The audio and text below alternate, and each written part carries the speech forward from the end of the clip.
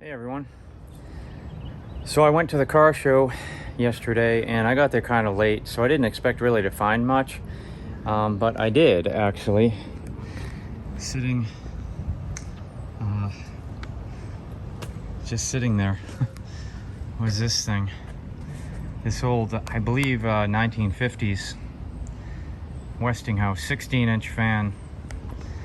The guy wanted 29 bucks for it. It has a cord, head wire's been replaced. He wouldn't say if it worked or not. That could mean a lot of things. It's pretty banged up. The felt is gone. The oscillator's jammed. I mean, it's obviously seen some misuse in its day, but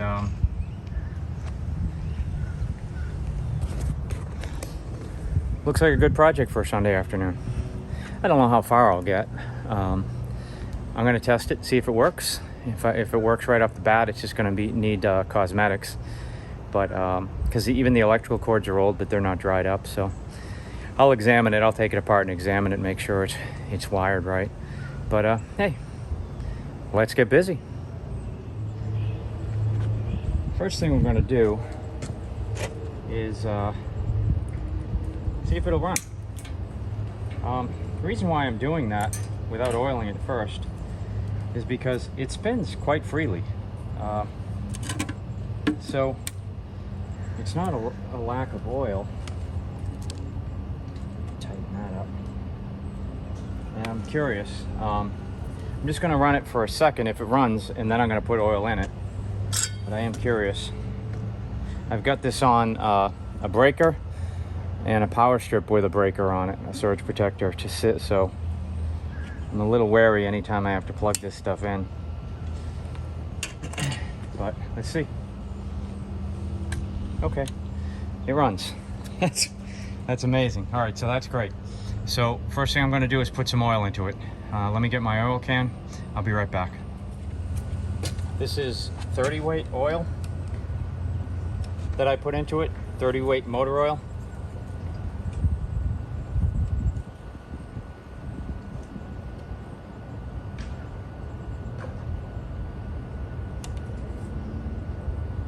I'm going to put a little bit on the shaft as well. Let that run down in. It does spin really freely. These Westinghouses were great. They were built like tanks. They had the plastic blades, so they don't usually warp.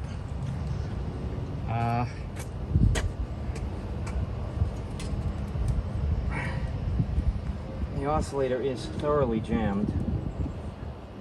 Some of these, they used to have a screw on the back. This one has the two side screws, flatheads. I'm going to take this thing off and let's look inside the oscillator before we run it. Good idea to wear gloves whenever you work on these because, let me unplug it. You're going to get dirty restoring these things. It's just the way it is.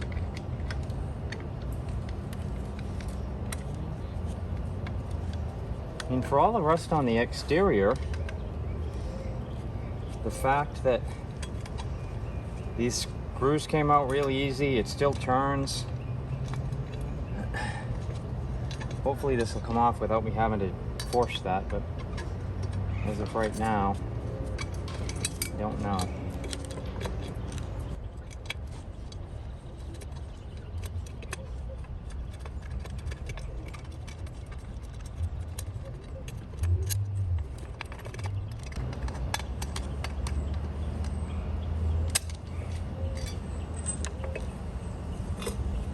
Okay,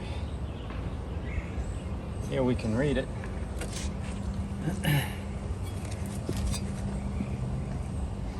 That says, if I am reading it correctly, model number 16. I can't read that. Not through the phone. See if I can get this to zoom in. Oh, let me take my glove off.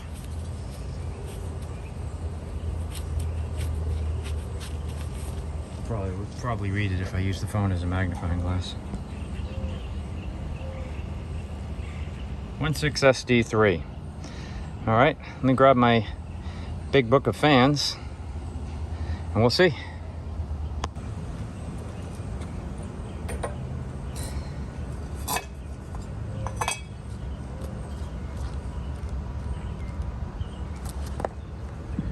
Westinghouse. Okay, this looks like it. 165D3. Nope. Close though. It says 1955. I think that's the closest we're gonna get on this one. Yeah. This is a... Maybe that is supposed to be a 5. That says 5, but this looks like a 16SD3. But maybe that is a 5. So it's a... There it is right here. It's a 1955. It's a late power air example. The base and motor housing are made of cast aluminum. Plastic blades are rounded and modern in design. The guard is typical of 1940 power air, but is chrome plated. Well, that chrome is pretty much shot. The oscillator is GE in type and has 3 speeds. Yes, the fan is finished in light mauve. I will not be refinishing it in light mauve. I don't have that color. Let's pull that cap off the oscillator and see what's in there.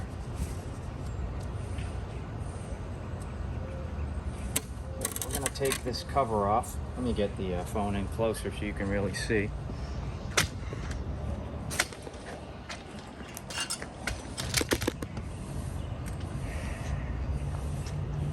So you'll recall, if you saw the Robbins and Myers video, I take these off and the grease in here is usually pretty much turned to clay.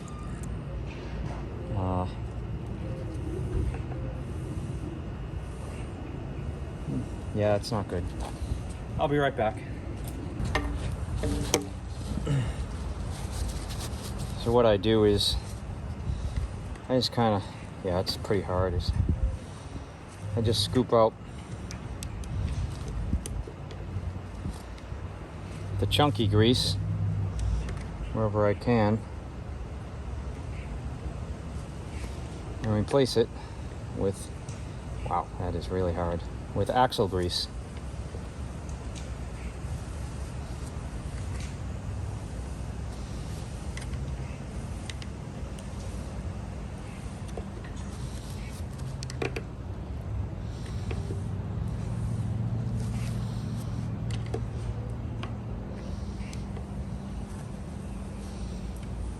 Yes, an example, if you can see it, of the grease. It's not really grease anymore. It's kind of like plastic. Almost has the consistency of Play-Doh. So we don't want that in there.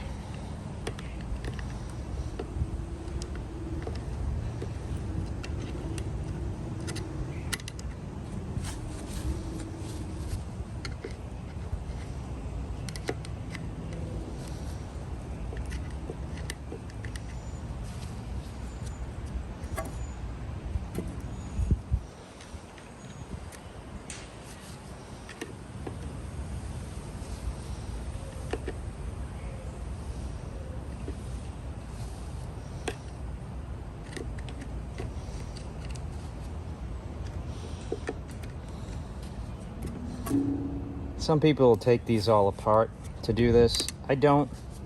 I'll just spin it a few times. It'll get 90% of it out. I don't want to wash this thing. Some people wash it out with like WD-40 or grease degreaser. It's not that important. I mean, if the grease was worse than this, maybe. This grease is not quite at that point where I feel a need to do that. I just take out as much as I can. The easy way. The only spot I'm having trouble getting it out is down in there. Oh, let me get something to get that out.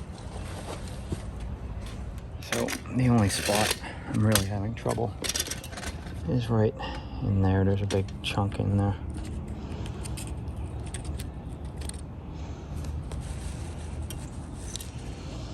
Sun's out, starting to get hot again. My phone's gonna overheat probably soon.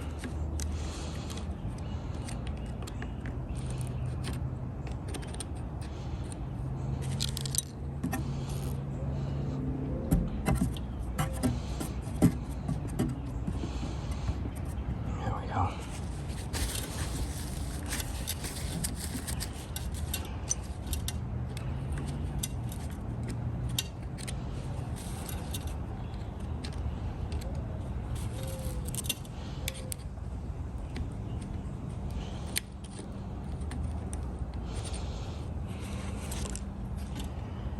All right. Oh, and look at that. That thing's all loose now. Perfect. Clean that up and fill it with grease. Let me just still get that one spot right there of old grease.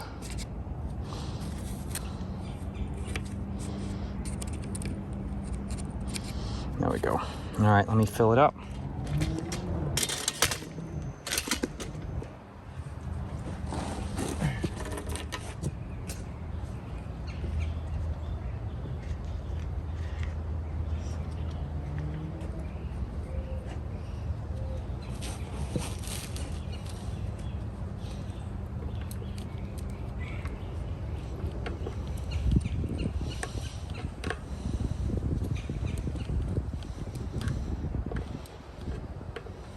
Okay.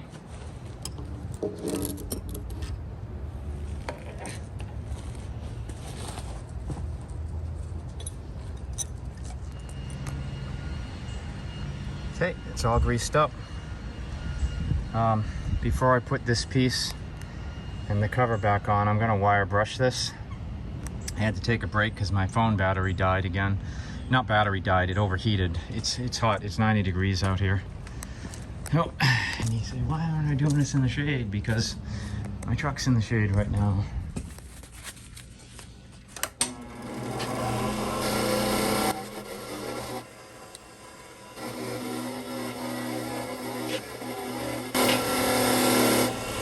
Well, I suppose I should give you a little bit of a before.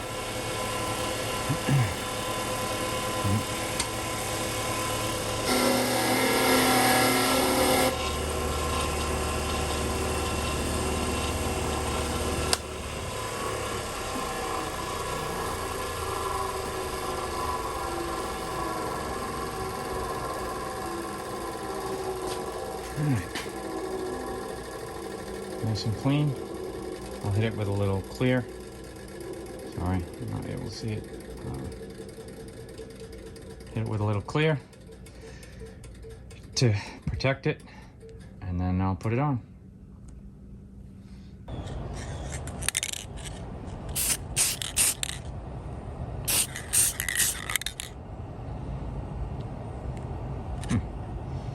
Why did I get junk on it already?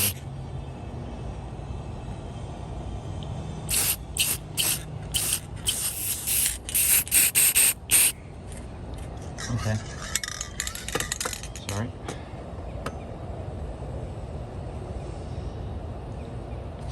Boy, it's having trouble focusing on this thing, isn't it?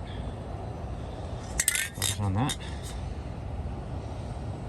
Nope. I don't want to focus on either.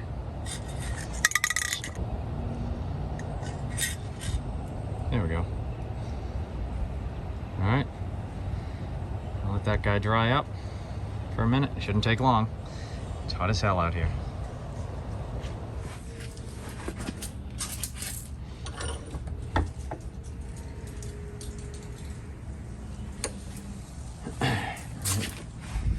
So that's it for a few minutes and dry before I pop it back on. So one of the first things I noticed with this, of course, is you'll see the Westinghouse is supposed to be up there, and there's more reason than just that for why this is out. So this curved piece goes down here so that when it oscillates, this curved piece here goes here at the bottom. So when it oscillates, you know, it has less chance of actually hitting anything. Usually on these, on the opposite end here is a handle. These don't have it, I guess. Late stage, I guess. But while we're waiting for the oscillator control to dry, let's take the cage off. Hopefully it'll pop right around those blades.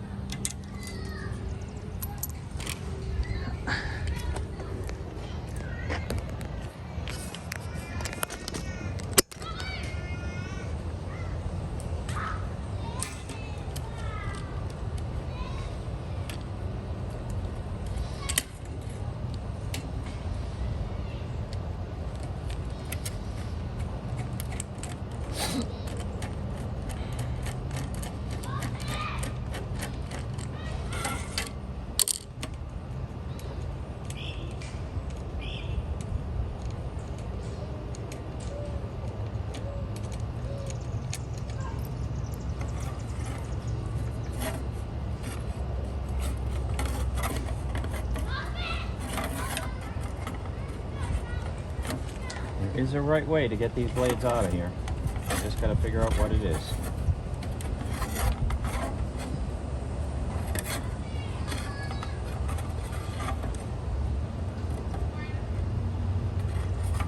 And that's it. So I do have to take the blades off. Oh, and that screw is stripped. Well, that's something I did not foresee.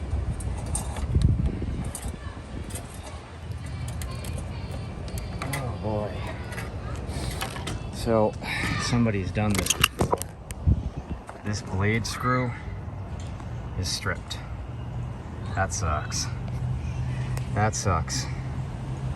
I'll see what I can do. Let me work on that. Okay. See if we can get some penetrating oil in there.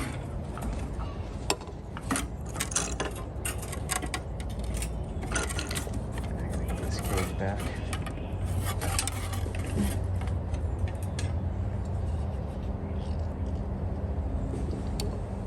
And we'll tap it a little bit with a screwdriver, just slightly, kind of knock it out.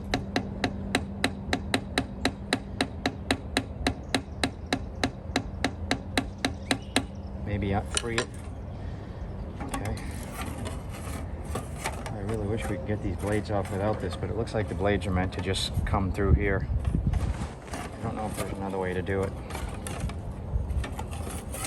They are plastic though, so you get a little bit more leeway because you don't have to worry so much about them bending as much as breaking. But yeah, all right.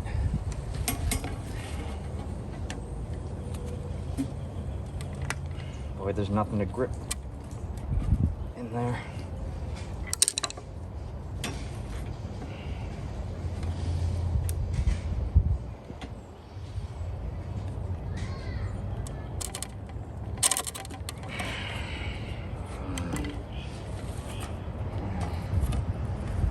If I could get the cage off,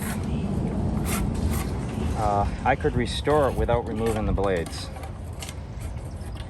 Oh, look at that, I got the cage off. Okay, so now, sometimes you just get lucky. So now I'm faced with, I don't know if I'm gonna be able to get that screw out. I'm gonna let it sit for longer with some more penetrating oil on it, but it's locked in there. I don't expect it to come out. So,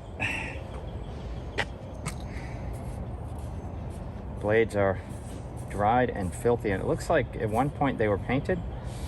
Look at that, looks like paint. I'll have to probably paint them again, so it's going to have to be painted in several stages if I can't get these things off. Yeah. Not one of my favorite things.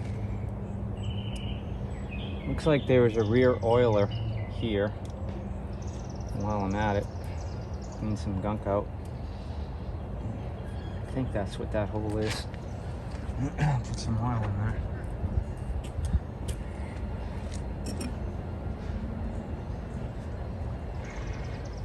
Yeah, that's an oiler. Okay.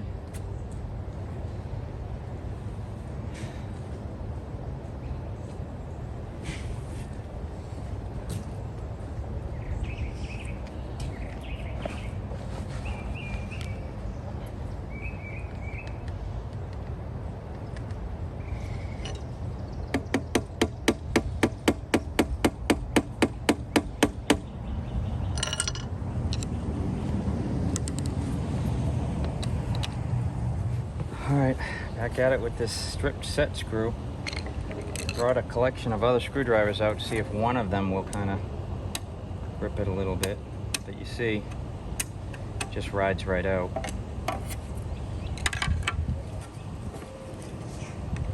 It's odd that it's this tight. These don't need to be that tight.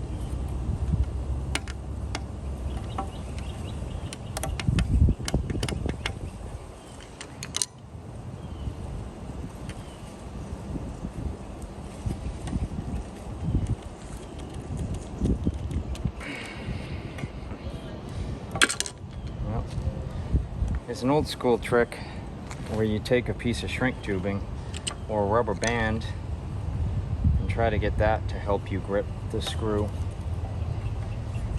I don't know, there's not much to grip here, but anything's worth a try. If not, I'm gonna have to drill it out.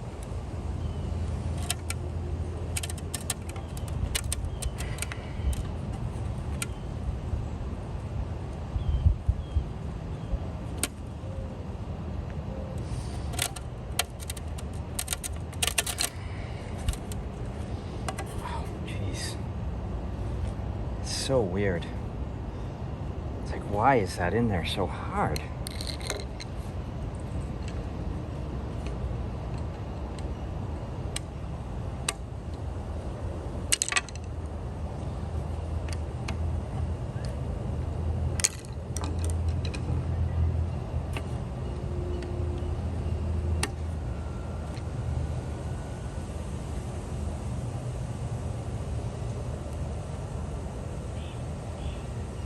Definitely get more grip with this shrink tubing in there, but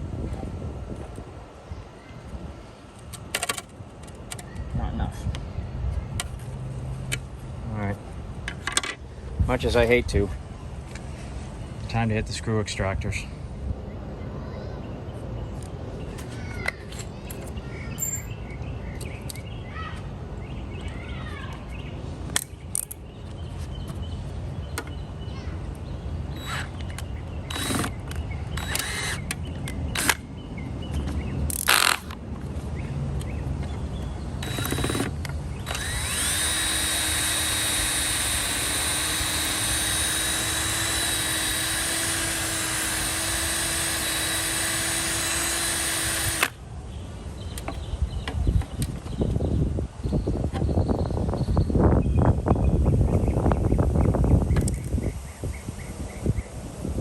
So what I'm trying to avoid is drilling this thing out.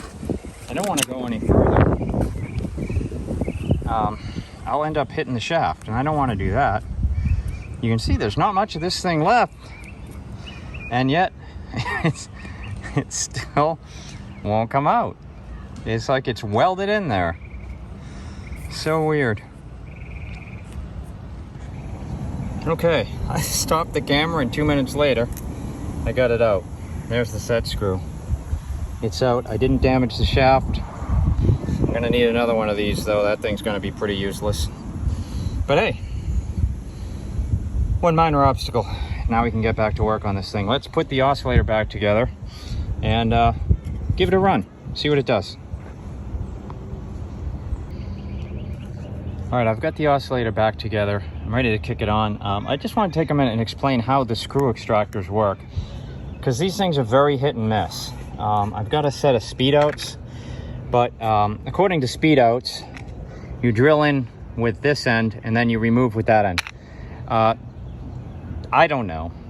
That's never really worked for me, and it didn't work in this case with any of the sizes that I tried. So what I did was I gradually used regular drill bits until I got the hole big enough and open enough, and then I went through the small one, then I went through the medium one, and it was finally the next to largest one that finally was able to grip it and pull this thing out. So also important to note is that you drill this end in forward, just like a regular drill bit. You want it to cut in. When you go to remove the screw, this may seem obvious to most people, but I figure I'd point it out. Put your drill in reverse. These are threaded reverse. So it'll grip going that way, which jerks the screw out. I don't know, it's a combination of a lot of things, but hopefully I can find another set screw to replace this guy, because I certainly don't want to put it back in. I'm not above that, but I really don't want to. So let me look at my spare fan parts before I kick this on. All right, so no such luck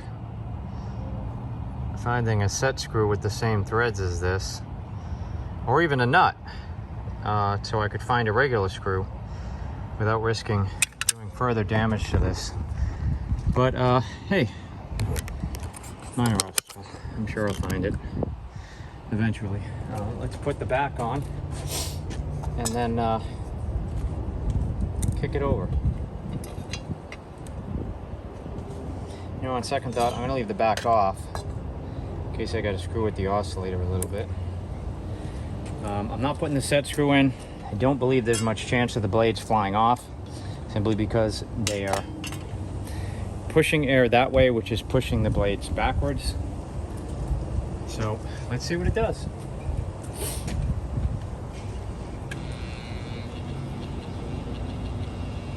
It's oiled. It's starting to pick up speed.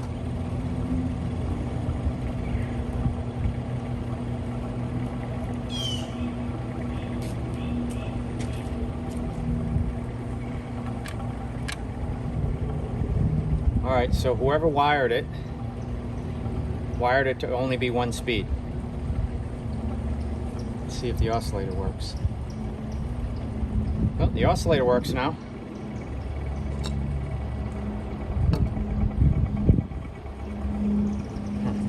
Interesting. So I haven't taken the base apart. I'm suspicious that the transformer that controls the speeds has been removed. And that's why we're only getting this one speed out of it. Which, on a 16-inch fan, one speed isn't bad if it's a bedroom fan or something, but if you're going to turn it into a shop fan, that's not that good. Yeah, it's all the same speed.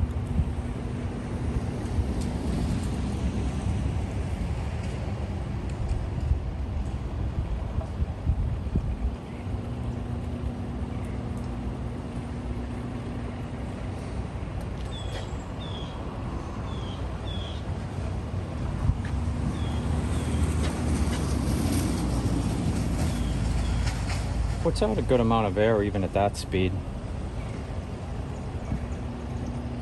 I know these always look weird on the camera. It's quiet. These Westinghouses are so quiet. These plastic blades, real quiet. All right, I'm gonna shut it down. Unplug it. I'll put the back on, since that seems to be okay. There's nothing much I can do there.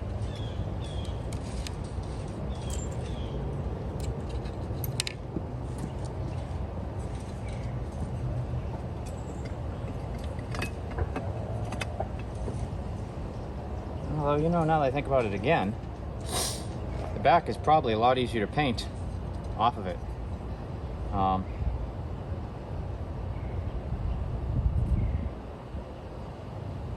Yeah, we'll put it back together for now.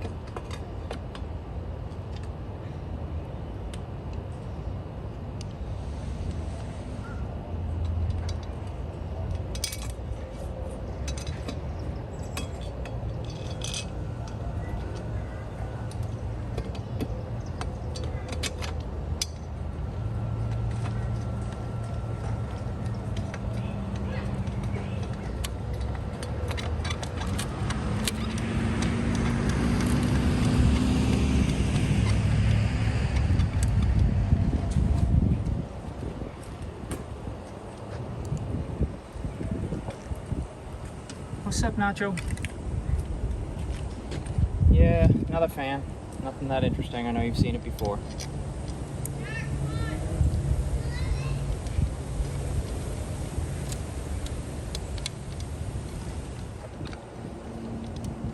So, one thing I'll point out here, and go back into why I don't like to go into these motors again. This could be why. It could be somebody replaced the head wire here, but we won't know for sure what's going on until we take the base apart, and that's next. Be right back. All right, let's hope none of these screws are stripped out.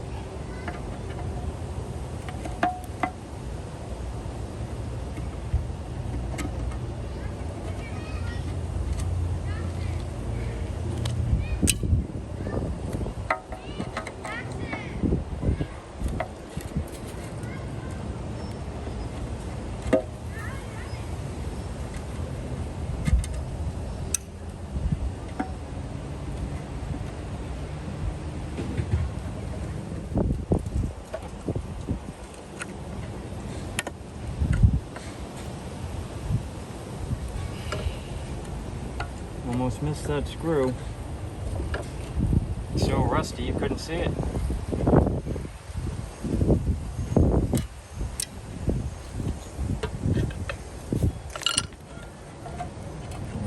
Let's see here.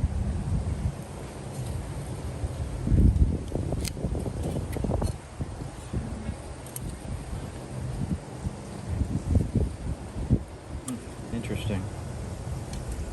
I'm gonna have to do some research into what's going on here. Without seeing the original wiring, it's tough for me to tell if this is right or wrong. My suspicion is this is right, and why isn't this working? Well, why would it be all the same speed if we do have the selector? Filthy in here. Funny, you wonder, how did cobwebs get inside this thing? You know?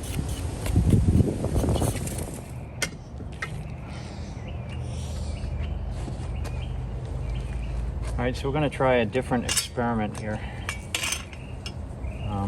What I'm going to do is run power directly to the motor using this jumper.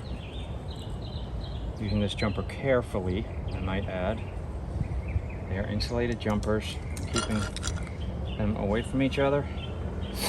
And just to be doubly safe, I'm putting it on a switch on top of the switch on this and on top of the breakers.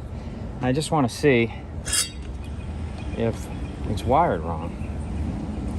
All right, so let's see if the speed's different with it wired directly.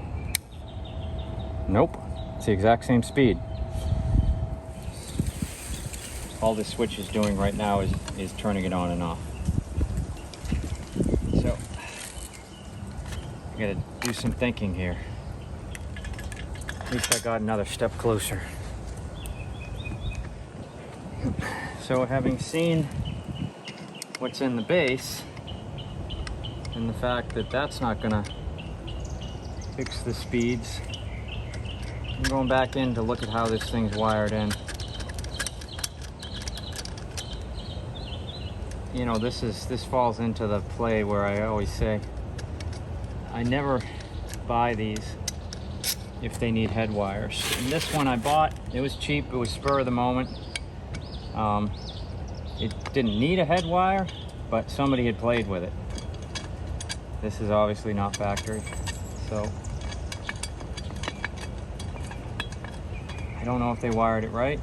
I don't know.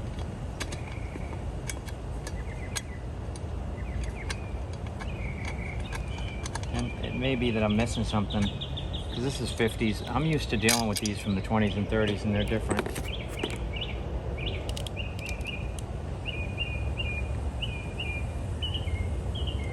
certainly looks straightforward to me.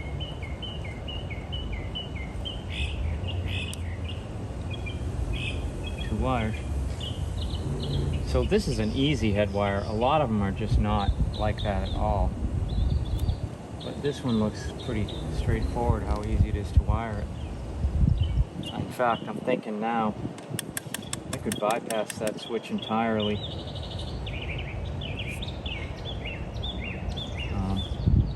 And just put a switch in the line cord and just run it right up through. And just attach it here.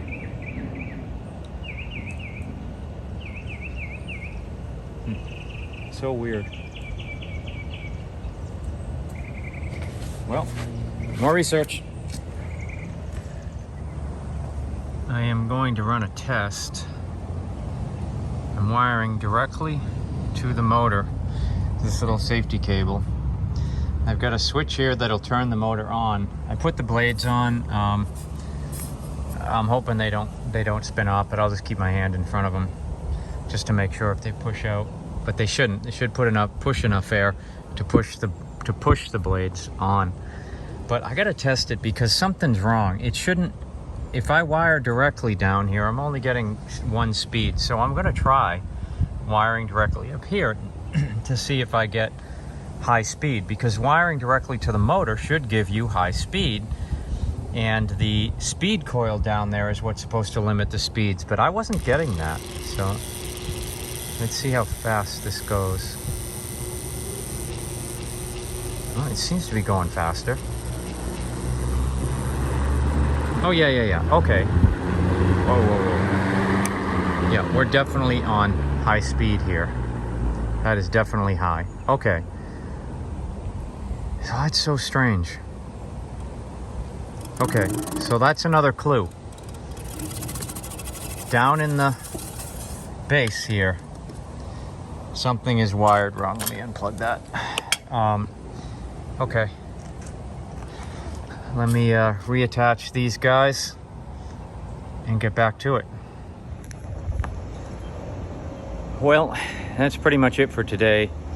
I'll work on it after work over the week to get the cosmetics done, but a lot of progress. I mean, I got the blades off. That was a struggle that slowed me down. The wiring was screwed up.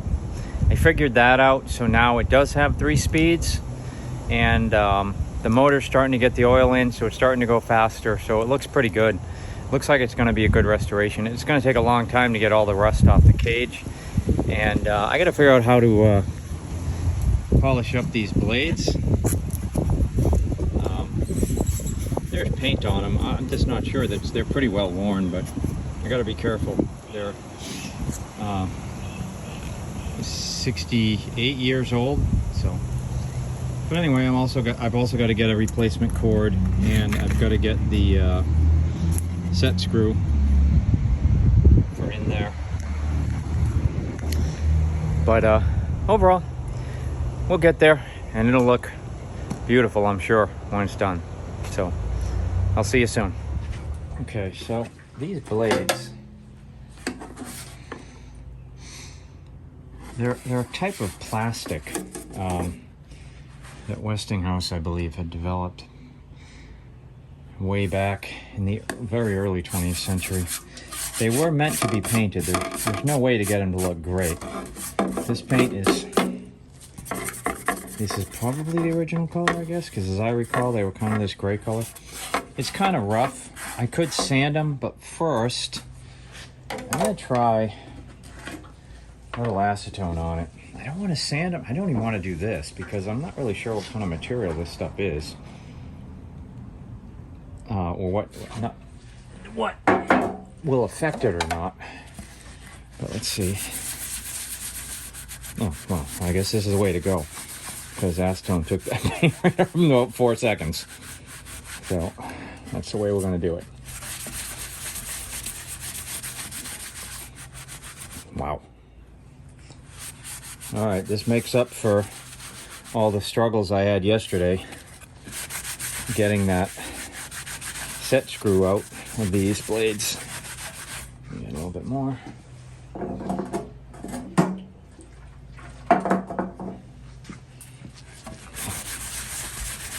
I did not expect it to come off this easy. So these will be ready for paint right away.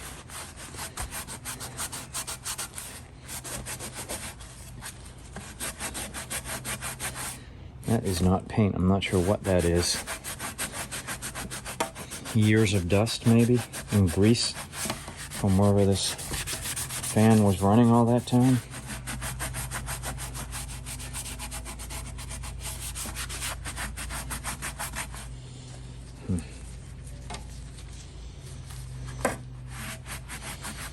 I'm thinking I might do a very light sanding of these anyway.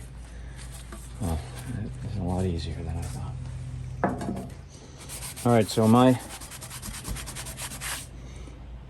estimation is if you got to clean these blades off, acetone's a safe bet. Works very quickly, actually.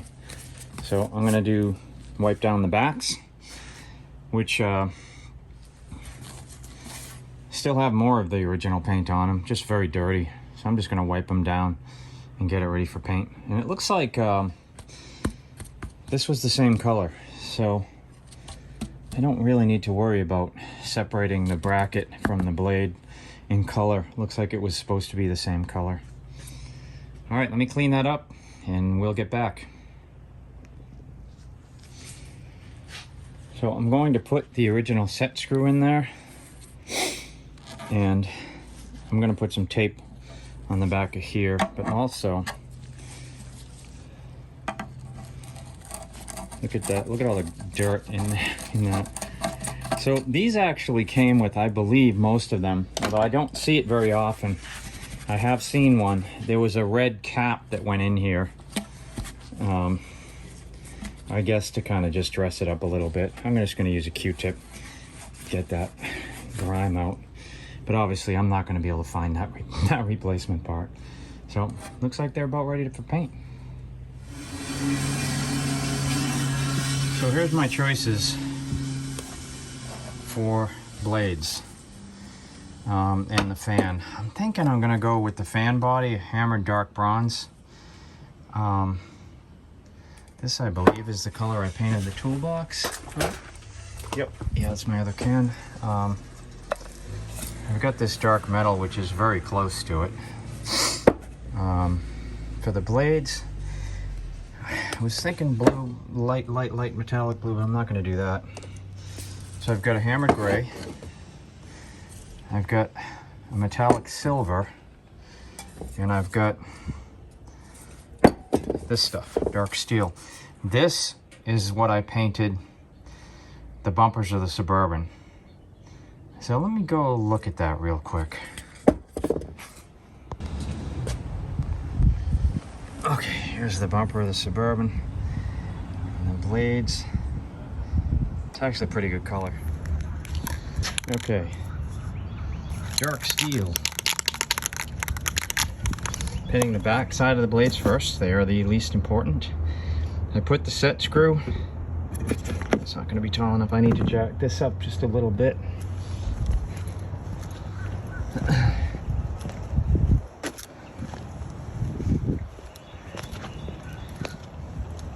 And I don't want to get paint in here.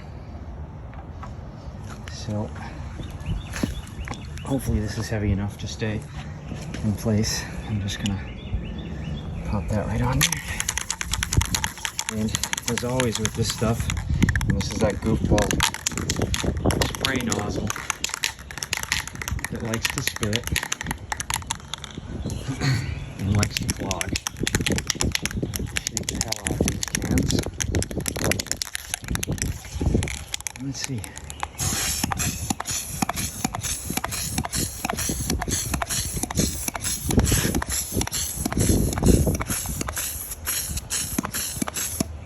It's leaking on me already. Jeez, these cans. I suppose with these cans you're okay with wearing gloves.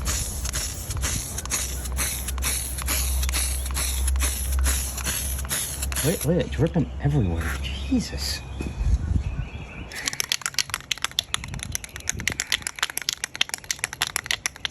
course, it dripped on the blades too, but at this stage of the game, I should be able to just cover it.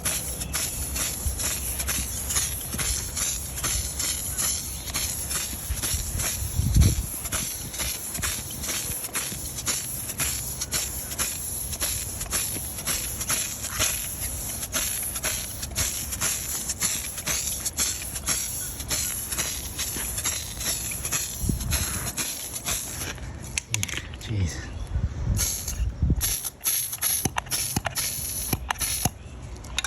Hopefully that's enough to clean it, who knows.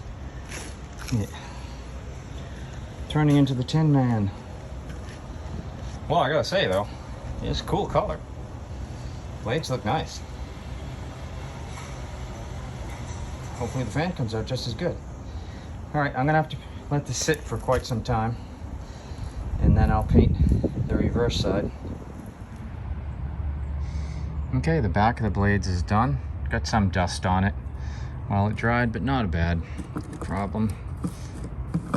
And ready to do the front. But this time, I'm putting a glove on, because I know. I remember what happened when I sprayed the back of the blades. I got paint all over my hands because these cans, I don't know. I just gotta wonder what they were thinking when they designed them.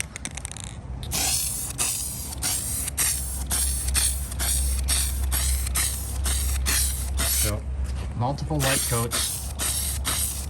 I'm not trying to get any type of particular finish on this. I've had a lot of dust on them. Oh, see, it's dripping. Look at that. Look at it.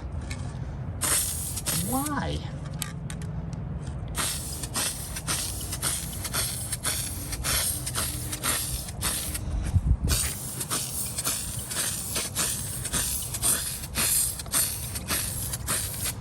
Looks like maybe I did not get all the dust off these blades when I wiped them down with acetone. Dust dripped right on the blade. Come on. These cans, I'll tell you. These cans are just awful. Just awful. I like this color, but look at that. Look at that. I gotta now hide that big drip.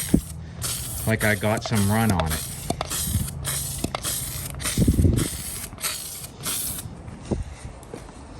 It's spitting like mad.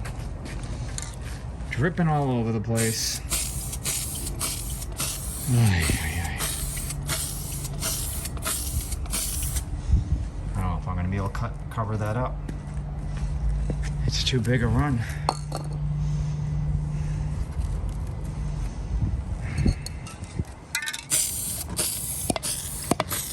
Making me put 5 times more paint on this thing than I need to. Use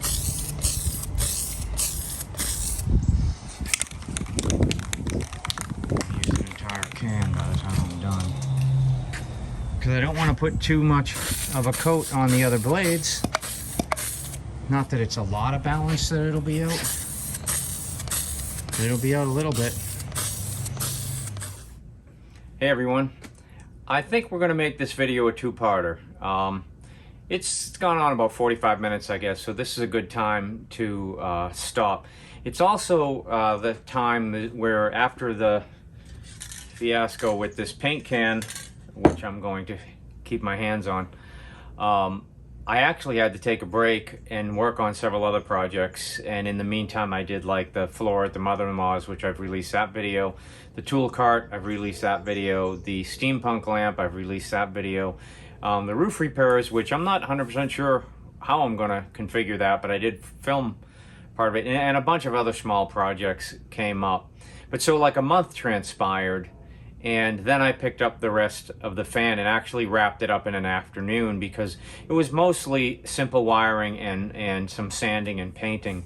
But it does come out great. It's worth staying tuned. I'll have the part 2 up in a few days. I just need to finish the edit. So hey, please like and subscribe if you like this type of content, or if you know someone who does like this type of content, please forward this channel off to them. That really helps to have the subscriber base grow, which I'm trying to do. And hey, if you want to take on something like this, these 1950s 16-inch, the biggies like this one, Westinghouse fans are pretty easy to work on. They come apart easy. Wiring is pretty easy. There's nothing tricky about them. The smaller Westinghouses of the same era are not the same. They're much more difficult to work on. But if you see one of these 16-inch Westinghouses around and you want to rebuild it and get yourself your own mid-century masterpiece of a fan, hey, don't be intimidated. Just go out, get busy. I'll see you soon.